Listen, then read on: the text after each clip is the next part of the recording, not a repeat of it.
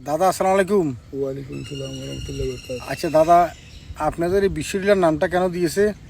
বিশ্বজিৎ উপজাতি চাকমা ছিল একজন মালিক এটার জি পরবর্তীতে এটাকে আমাদের এলাকার ইয়েরা দখল করে নিয়ে নিল জি বাঙালিরা।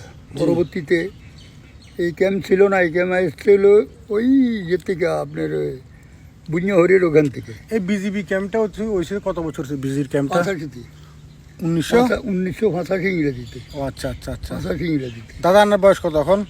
আমার বয়স বর্তমানে 87। 87। ও আচ্ছা।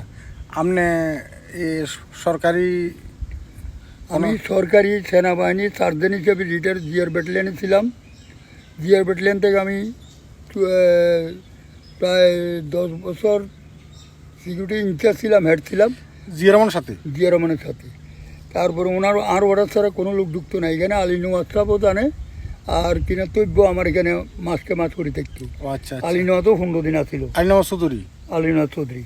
ও আচ্ছা। তো জিআর ব্যাটালিয়ন ঢুকতে হইলে আমি ব্যাটালিয়নের সিকিউরিটি অফিসার আর পি হাউসদার, মানে ব্যাটালিয়নের ইনচার্জ সিকিউরিটি অফিসার।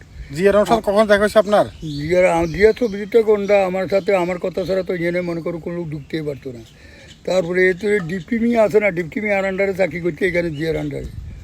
আমার আন্ডারে ছিল আর কি জিয়ার ব্যাটালিয়ন। ও আচ্ছা আচ্ছা। জিয়ার দাদা ব্যাটালিয়ন এখন বর্তমান বয়স কত? আর বর্তমান হইল 87। আমি আর্মির থেকে রিটায়ার করার পর এসএসএফ আমাকে ফরেস্টে চাকরি দিয়েছেন। চাকরিতে আমি 20 বছর করে তারপর রিটায়ার হয়ে গেছি ডেভেলপমেন্ট ফরেস্ট হিয়াকু। জি।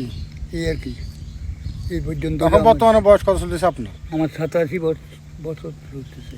87। আল্লাহ আপনারা হায় হায় দান করার। আলহামদুলিল্লাহ। আপনাদের বিশ্ববিদ্যালয়ে সবচেয়ে বয়স্ক লোক আর বলতে এখান দিয়ে আর নাই, ছিল ওরা মারা গেছে। দৈরামত ছিল, দৈরামত ছিল, এরা মারা গেছে।